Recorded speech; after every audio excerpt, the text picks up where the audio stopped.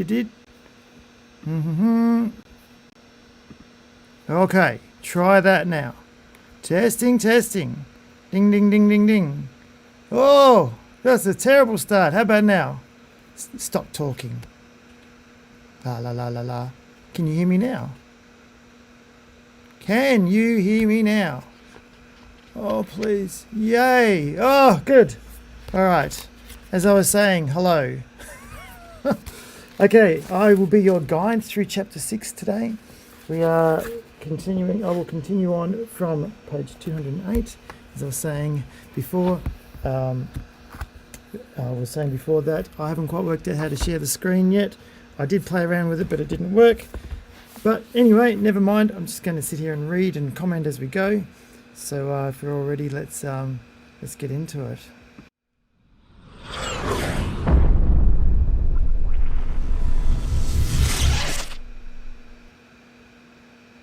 Yes. I'm hoping that worked. It seemed a bit different. Oh no, it looks like it's good. We're good to go. All right. I'll get used to these live streams at some stage, I'm sure. All right. Chapter 6, page 208. We're looking at hybridization of media technologies. All right. Cool. Thanks, Win. Very professional. Thank you. Very good. Very good. Okay, let's go. So, 6.4. Digital convergence refers to the process of all technologies converging to one media source. For example, film and television were, thanks to digital technology, converged to DVD or DVDs, which enabled easier access for audience. Over time, the influence of the internet and file sharing has meant that music is no longer sourced from large and intrusive hi-fi stereo systems, but from a laptop or a smartphone, or an iPod back in the day, if you will. Hybridized media thus refers to a media product that is a result of a convergence of media technologies in one place, performing more than one function at a time. So, verbal and written communication, photography, filmmaking, calendars, alarm clocks, file sharing, video games, news media, sport, the internet, presenting, word processing, music production, and physical health are all but a small sample of what has now converged to mobile technology. Most of these functions can occur simultaneously too. Your personal fitness data can be synced to your digital mapping applications, which can then update your social media profile, which can then tell all of your online friends exactly how far you've travelled on your run. I've no idea what that's about, so I will never do that. No, just kidding. I'm joking. I run all the time, so fit. Right. All new media technologies are essentially converged technologies that create hybrid media. They combine a range of old technologies and create new ones. With this comes new forms of communication and media content. For example, the internet is a hybrid of a number of technologies. It combines the one-to-one communication of a telephone with the one-to-many communication of print news, television, and radio. It appears that the advent of digital technology, the advent of an accessible internet, and the smartphone have altered the model previously held by a wealthy few, described at the beginning of the chapter. We spoke about that the other day. The people with the money were the ones that were influencing the world through their broadcasts, whereas now we can all have some sort of influence. And if we're clever enough, we can actually make money off our own productions. We can also make an influence on the world. We can change the people around us. We can do all these things because we now have access to multimedia. We have access to all the gear and we can do it. I don't know what I'm talking about. Any comments? Facts. Yes, that's very true. Thanks, Christian. Now, very good. Now, where are we? Oh, yes. No longer do some have the control to speak to many. There is a much greater balance between how much information an individual can access, but also how many people they in turn can communicate with. And this does set up a bit of a problem though. What about the fact that how do you know if you can trust the information we are receiving in the media these days? Just take the pandemic, for example. You get one group of people that say, we need to be vaccinated, otherwise we'll never get out of lockdown. And then you get another group of people that say, vaccines are rubbish, it's a fake, the whole thing's a conspiracy, not doing it. Now, obviously that's not a 50-50. It's very much imbalanced. But the fact is that the people that believe that lockdowns are just another way of the government controlling us, they're getting their information from somewhere, right? They are also not getting other information from, what am I trying to say?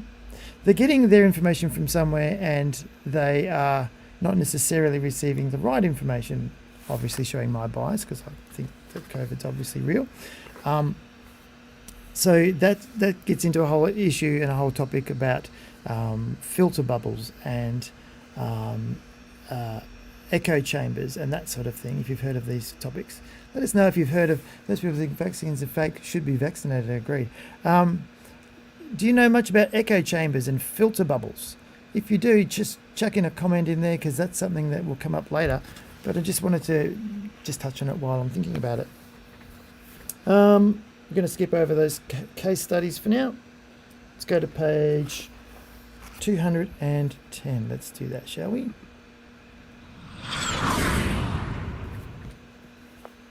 Oh yeah. Right. Where are we?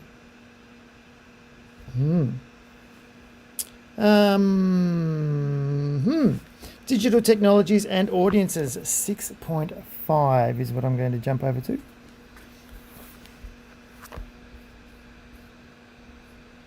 Oh, torture devices. Yeah, echo chambers.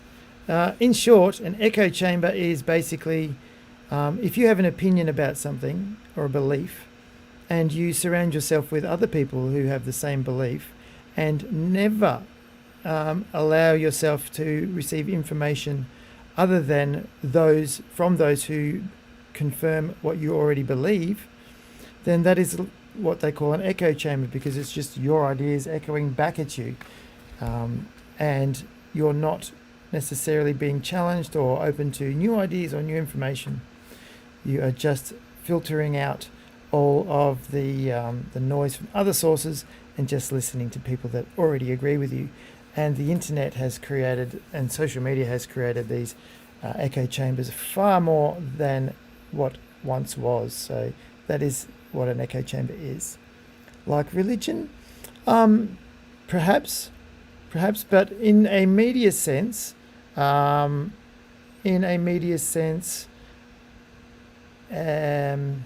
do I go there? I won't go there because it's a hot topic. But this is more in a case of media, so we'll stick with that for now.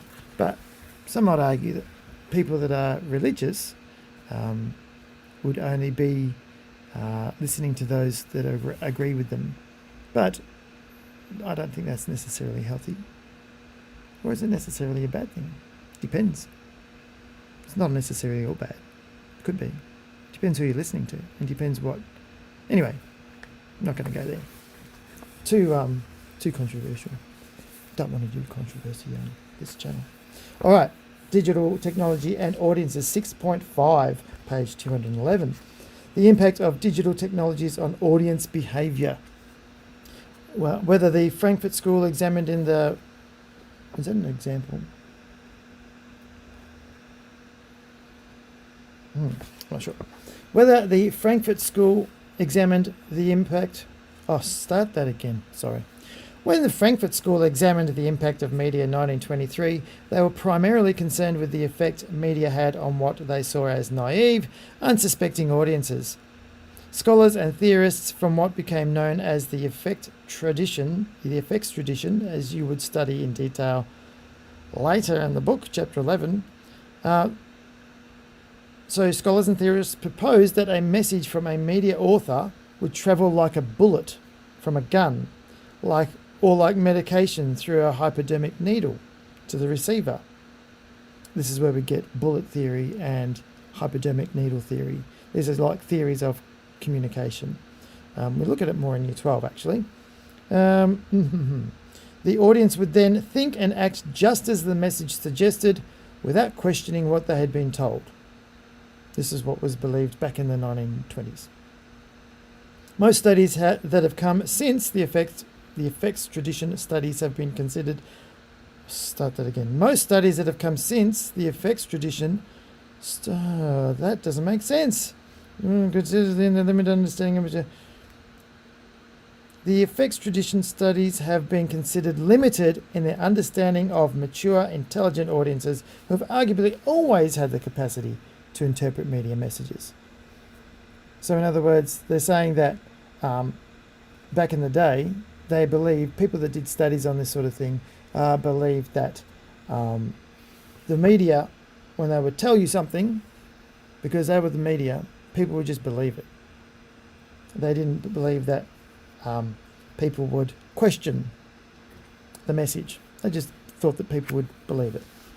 Whereas now studies would show that people obviously do question the media, and there's a lot more theories about how that all works. Anyway, since the advent of digital media, the internet, mobile technology, and social media, the audience has experienced radical shifts in the way they interpret, challenge, contribute to, and share the bullet, so-called bullet, that the Frankfurt School concerned itself with over 90 years ago. Since the advent of high-speed internet, that bullet has been shared, commented on, and the subject of debate, art, and public commentary. It has been turned into a meme, a tweet, and a hashtag, and has been reshaped in its meaning by a vast and connected audience. So the bullet referring to the message or the product in general. Turning over the page.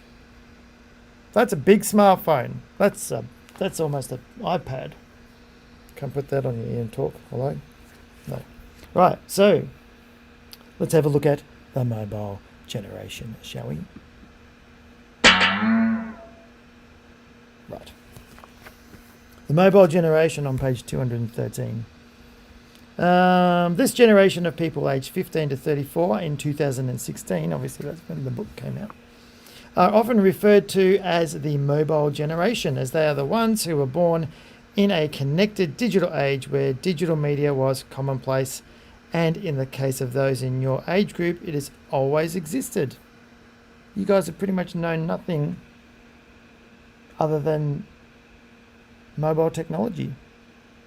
It's true. I have. I kind of feel lucky that I've lived in both, and that I've embraced both. Where were we?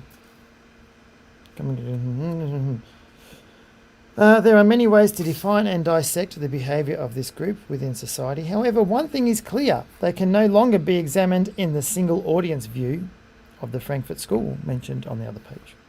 The mobile generation move between technology quickly, are influenced by social trends, and, most importantly, cannot be categorised as a single homogeneous group.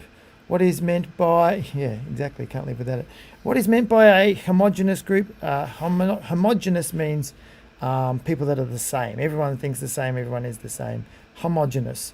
There you go. So homogeneity is the noun for it. Yeah, you wish you lived in both, Ruby. You were born... Hello, Ruby. Nice to have you here. Yes, perhaps you were born in the wrong time, Ruby. Maybe so. You have an old soul, perhaps.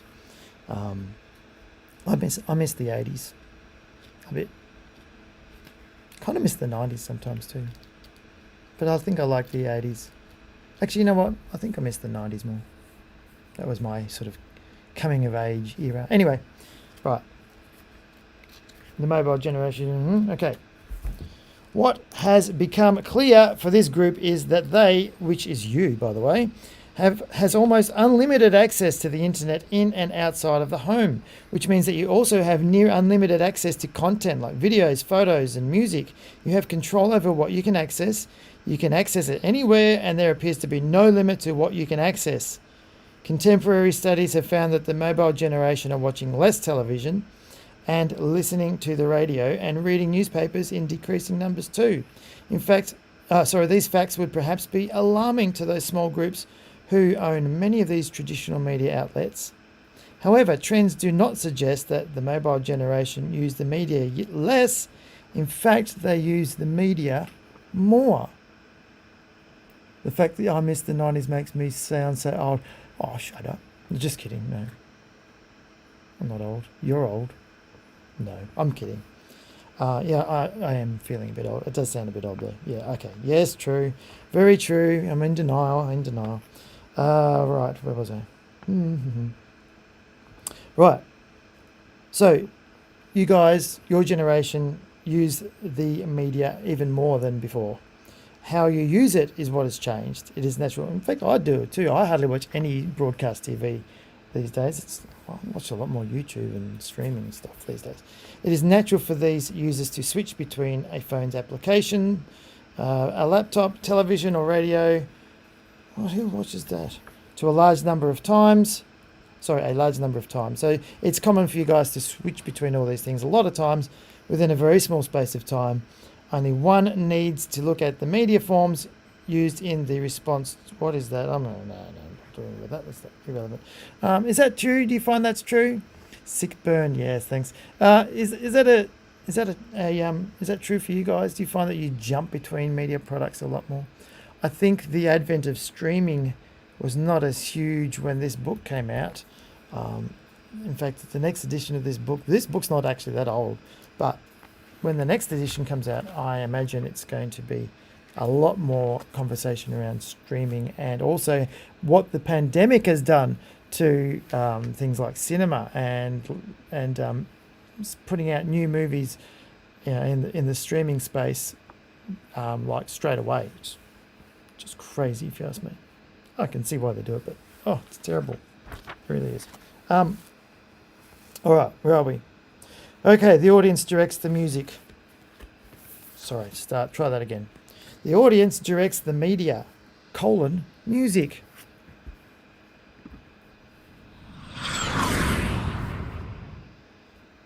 Right.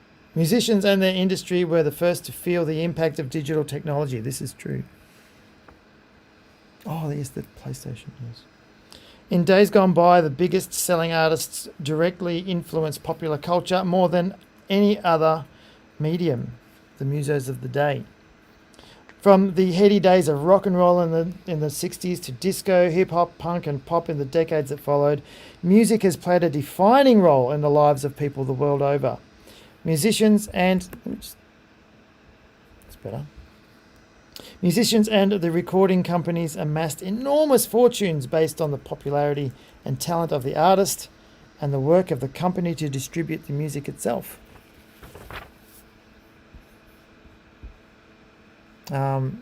Media might be more popular because it can be tailored more to you as a person. Yes, that's very true. You can actually tailor your own media nowadays. You can watch things when you want to. Things are on demand. You don't have to wait for a schedule but then again, live streams are still a thing. I don't know. It's interesting, isn't it? According to people of older generations, there was a sense of romance attached to the journey a talented artist would undertake to first get noticed by a record company and then make it to the top. Success was judged by the frequency of radio play a song received and sales in music stores. It's so true. The results of which would be published in music magazines each month that acted as Bibles for the industry. That's right, everything we knew about movies and music and all this stuff, we got it through either the TV, but magazines were the thing. Magazines, remember those? Who's got a magazine at home? Who's got a magazine in their bedroom? Actually, like a printed magazine that you've bought in the last month. Who's got one? Yes, drifting away. That's true. Success was judged by success. Yeah. A dynamic and sometimes fractious means fractured relationship between an artist, the record label, radio stations, and magazines like Rolling Stone or NME would determine the visibility of the artist in the eyes of the public. All this took place before the audience had much of a chance to even hear the music that they wanted. It was dictated to them by large recording companies who claimed to know what the audience wanted. Did they know what the audience wanted? Maybe, a little bit. The successful record companies obviously had a bit of an idea what the audience wanted because they were successful. Prior to digital file sharing, long days would be spent in record stores listening and discussing new music and taking the vinyl record home to listen further reading the lyrics and linear notes and sharing the experience with friends. The arrival of the compact disc, CD, meant music had been compressed in a digital file. They just skipped straight over the humble audio cassette. I was a cassette guy back in the day. Cassettes. Catalogues. Total Girl magazines from 2014. There you go, catalogues. Yeah, I'm so distracted. What was I talking about? Yeah, cassettes. That was a thing. That was a big thing. But then CDs came and obviously took that over. It was no longer a series of grooves or circular grooves cut into a record or a spool of flimsy electromagnetic tape. Oh, in a plastic cassette. There you go. I just needed to keep reading, didn't I? While the physical disc was smaller, large music collections could dominate space in the home, and the discs had to be carefully maintained as they were prone to scratching and damage. No matter the format, audiences paid the artist and recording company, the owners of that music, for their work. It was a lucrative business. What the audience received in return was a permanent record of an artist's work. The limited access audiences had to their favourite music meant the effort in obtaining it created a sense of value in the work. Yeah, people. Yeah, I don't know that there is an appreciation for music like there was in the day. Like, if you were a fan of an artist, you would go out and buy their albums. You'd go and buy their records, and you'd listen to the whole CD, and you'd appreciate the album as a complete work, as a complete album in itself. You wouldn't just listen to individual songs. You would actually appreciate the entire album for what it was. And when you would own a CD, when you'd own an album, a CD, record, cassette, whatever it is, you had a sense of ownership of it. You felt like you were, I don't know, if you felt a connection to the band a little bit more, or the artist, because you'd own something of theirs. You'd sit down and you'd read the lyrics and the tiny little print on the inside the cassette cover, all that sort of thing. Nowadays, people just skip between songs all the time. They just listen to it on YouTube, whatever. You sure that's... Yeah, look, it is still a thing. It is still a thing. People are going back to it. People sort of got out of it for a while and then have come back to it. There are still a lot of people that still prefer to have the physical media.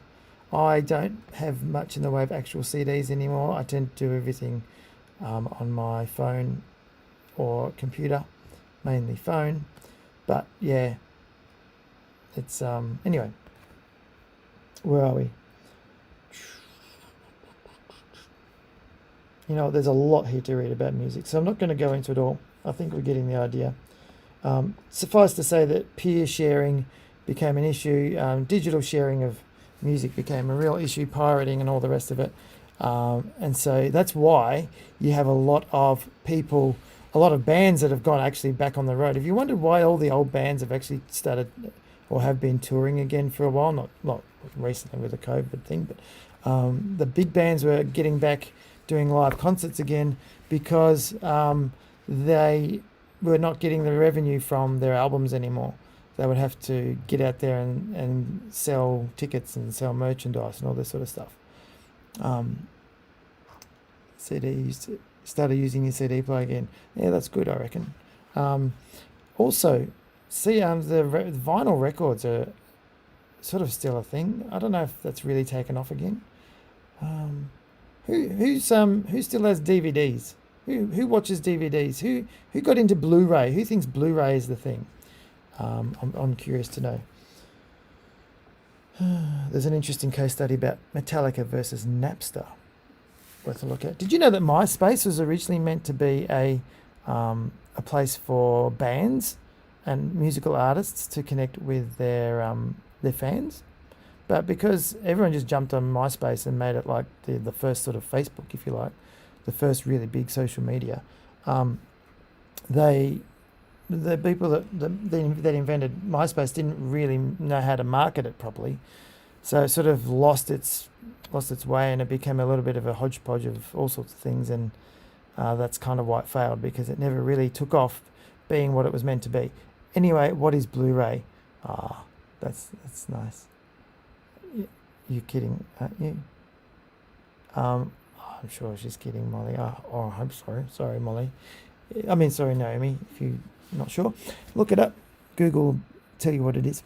High definition. You guys are so funny. Anyway, fast forward a decade. Let's skip over the music because we've talked about music quite a bit. The audience directs the media. This will be the last thing, or should we save this for next time? You know what? I would like to save this part for next time. Or should we just push through until we get to the next bit? Ooh. Let's just quickly talk about film. Should we do that? Should we do the film? No? Okay, let's do film. Let's talk about that. Let's have a 10-second break and we'll talk about film.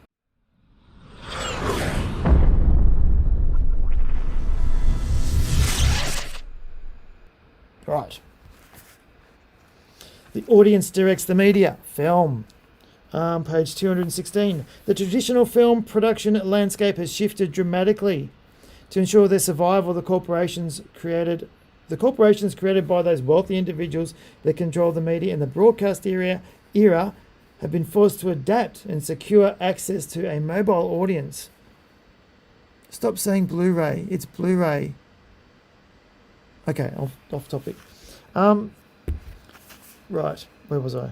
In 2015, 7 of the top 10 YouTube channels had been purchased by traditional media corporations. Clearly, access to digital technology has been married with the increasing competence of the mobile generation to not only use it, but demand more from it and faster. In recent decades of superhero blockbusters, it has been a challenge for Australian-made films to be seen, talked about, and ultimately profitable. Not only that, actually, but to bring it into literally this week, there's a new film put out by this... who was in it? Hugh Jackman and that other nice lady. I can't think of her name. It sort of looks like an Inception type thing. I can't... It's so funny when he says it out loud. What is that? Blu-ray. Or of the Blu-ray. What? Blu-ray. Oh, stop it, Naomi. What was I talking about? Oh, yeah. So Hugh Jackman's latest film, it has flopped. It's been a huge failure. And some of the discussion around it is because of the fact that it is aimed at an older audience, and older people aren't as into films as, say, younger people. And I think the hero genre, the superhero genre or comic book genre has definitely dominated in the last few years. It's so funny when he says it out loud. Says what out loud? Blu-ray? There is a lag, in case you hadn't noticed. There's a bit of a delay. It's probably about 20 seconds delay, just so you know. Anyway, getting back to it. I'm getting distracted. Nothing unusual there. So, we've talked about this before. Even in an era of mass communication online, Australian stories, despite some notable exceptions, rarely receive the same attention as their overseas counterparts that pump millions of dollars into traditional and digital advertising campaigns. Feature films of any size cost a lot of money to make. We've already talked about this. And to secure the money, filmmakers often seek out grants from government groups and investments from private companies. Usually these companies expect their money back. And more if the film is a success. To pay to see the film, to release a film in an Australian cinema, the filmmaker must hope for positive feedback from the audience who do pay to see the film.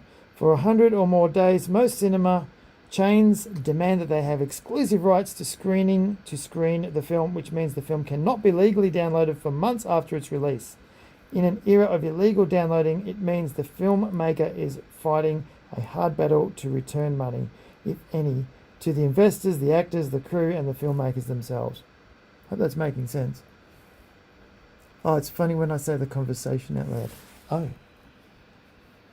It's a good thing, bad thing. Just funny, okay?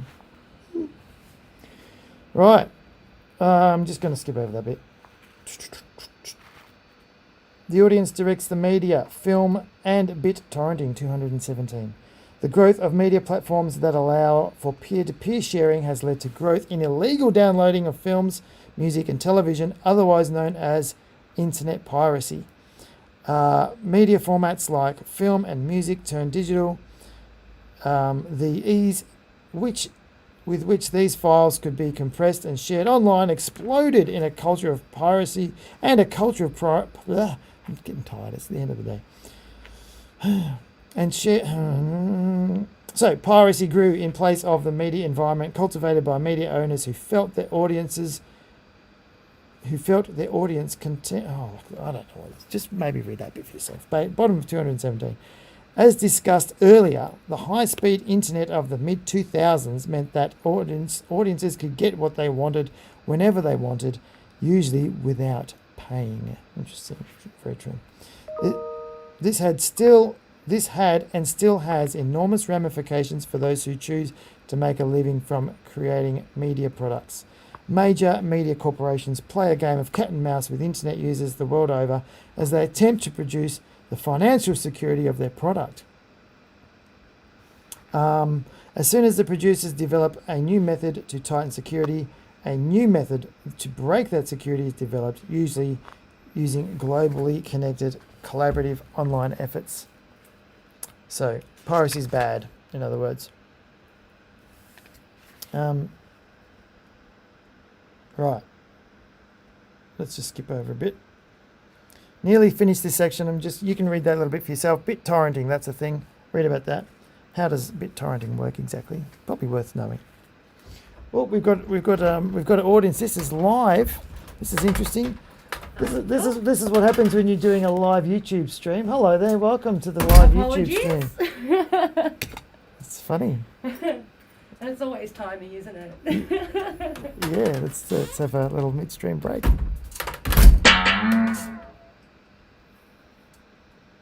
Yeah, okay. Right.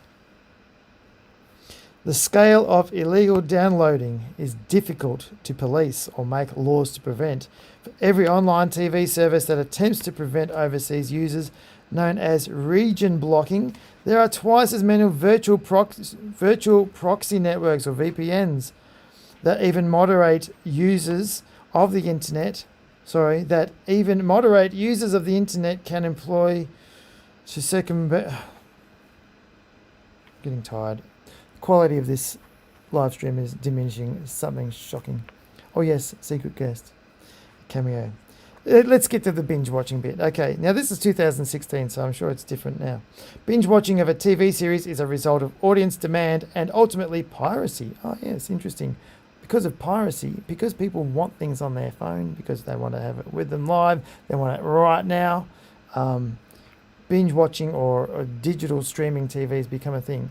In fact, it wasn't that long ago that movies would come out in the United States, like blockbuster movies would come out weeks before they'd arrive in Australia.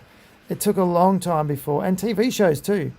It took a long time before we actually got things at the same time. In fact, it was a big thing back in the day when it would be fast-tracked from the US. Do you remember that? Hearing that on the TV? Fast-tracked from the US so that you don't have to wait. They don't even need to say that anymore. I've got a message held for review. That's interesting. Molly, that's you. Huh. Probably because it thought you were swearing or something. What? I'm being hit with the need to nap. Mr. Poke is not alone. What? You're saying I'm that boring? Ah. Oh my goodness. Anyway. Oh good, I'm glad you remember that win. That's fine, you can have a nap. I'm sorry I'm putting you to sleep. Anyway, that's all right, I'm comfortable. Anyway. Binge watching. It's no longer a new trend in audience behavior. It is a symptom of No. You know what? I'm going to let you read that for yourself. Binge watching, it's a thing. It's the practice of watching an entire television series in one or a small number of sittings. Yes. So it's not just streaming TV. Binge watching is the specific idea of actually watching a whole series in one hit. No, I'm not. Oh, good. I'm not putting you to sleep. That's good. media streaming is very interesting. I will just touch on this. HBO, at the end of last year, is it HBO? Warner Brothers. Warner Brothers uses HBO, and in Australia it's Binge. Quite like Binge. I've had it for a while. I've turned it off for a while. It costs money. But they decided at the end of last year that every single movie that they were releasing this year was going to be also included as part of the HBO Max streaming service, as well as being in cinemas as well because of the pandemic. I think that it's okay, Molly. I'm not bothered, but I'm going to hide Naomi's comment because I'm the moderator and I don't think that middle fingers are appropriate. Naomi. Anyway, sorry, probably shouldn't out you like that. But hey, you put it on the public chat. You thought it was going to get up. Yeah, HBO is good. Yeah, Binge is awesome. Yeah, same thing. It is awesome. But yeah, everything that's coming out in the cinema that belongs to them is going live to the stream as well at the same time. People are worried that this is going to be the end of cinema as we know it. There's a middle finger. Yeah, well, there was a middle finger, but it was moderated, so I actually didn't allow it. Anyway, have a look at the recent comments by Denis Villeneuve. Denis Villeneuve, another one of those great directors. He's the guy that he made. Am I thinking of the right person? Arrival, Blade Runner, and the upcoming Dune movie, which looks fantastic. He said that the new Dune film, Dune, is everyone is hating on Denis. What? No. He came out and said that his movie Dune was meant to be like a love letter to the cinema. You know, it was made for the cinema, intended for a wide release, but the studio has decided that it's also going to get a streaming release. So people that are going to watch Dune for the first time are going to be able to see it on their tiny little mobile phone screens instead of seeing it in full glorious cinematics, IMAX, whatever experience. So that is, I agree with Denis for that reason that, you know, movies like that should be in the cinema only to start with. But I guess I understand that at the end of the day, the studios need to make money, and if that's the only way they're going to make money in a pandemic, then I get that. But you know, just at the end of the day, COVID sucks. It's COVID's fault. It's the Delta variant's fault. It's the virus. Anyway, also another one is Top Gun Maverick. That was supposed to come out at the end of last year. I can't wait for that movie. It was going to come out mid this year, and then they pushed it back again to the end of this year. That is a movie that you have to see on the big screen, not on a tiny little screen. I can't wait to see that in the cinema, and I refuse to see that on a small screen. I will go and see that on a bigger screen I can. Biggest screen I can get to. Anyway, Timothy looks great in general. Oh, okay. Yeah, June does look really great. All right. We are up to 6.6. We will stop it there. Thank you very much for your attendance, your contributions to the live chat. I hope it hasn't been too distracting. And if you're watching this after the live event, I hope my interjections with the live audience aren't too distracting. If they are, please leave a comment below and let me know what you think. Let me know how I can improve my live streaming presence. Obviously, I perhaps act a little differently when it's live than when it is heavily edited in my other videos. I much prefer to be able to edit myself in my edited videos because I can get rid of all the arms, which happen all the time. But regardless, I appreciate the fact that you have watched it. If you've got to the end of this, well done. I reckon give yourself a clap for actually getting to the end of this. Yep, that's that. Any questions? No, the interjections make me more engaged in the discussion. Oh, that's good. But that's because you're here with us right now, and I wonder what it would be like if if you were to have come and watched it later. Go back and watch the other one. I wonder if you've watched the first part of chapter 6 and see if you feel that it's engaging and it's watchable.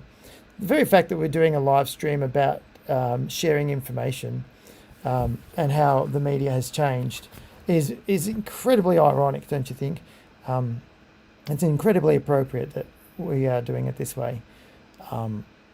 Anyway, I could talk about it all day. It is 2:53. My goodness, that's been a long session. Thanks very much indeed. If you are watching from my class, please continue with chapter 6.